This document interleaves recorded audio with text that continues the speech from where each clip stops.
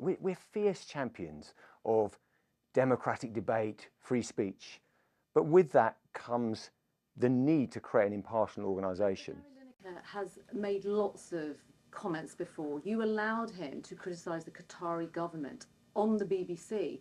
Why was this different? Is it because he attacked the UK government? No, absolutely not. This is nothing to do with anything to do with the specifics of where a tweet is sent. And I'll talk in general terms, but it's about getting involved in party political matters. Now, what I would say is I'm listening hard. This has been a tough time for the BBC, and we care about our audiences. We want to get the right outcome for this. We're working very hard to get that done. And I would like to see Gary Lineker return on air on the BBC.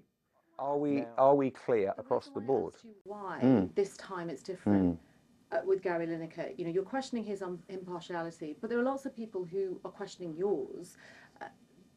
They are saying that you buckled under pressure from the UK government, the Conservative Party, of which you were once a member, an official, and the right-wing press to take action against Gary Lineker.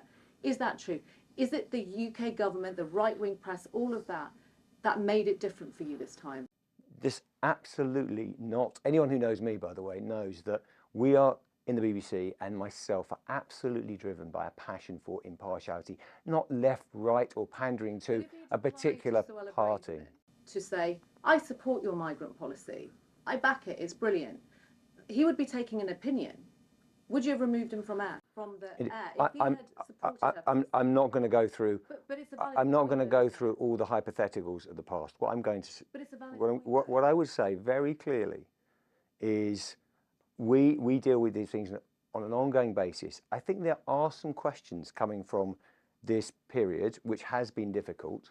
There are some questions about making sure, and it's a fair challenge. Are we totally clear on those guidelines for freelancers?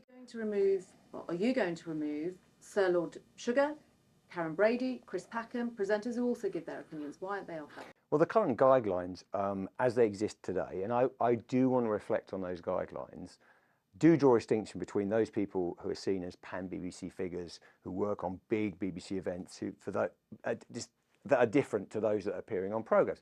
We can debate that. I'm in listening mode. I want to make sure that going forward we have a workable solution. Let's be clear, we've got the best sports broadcaster in the world. We want to make sure that he can come back on air. We work together to make that happen. And everyone wants to see a reasonable solution to this. And that's where I am.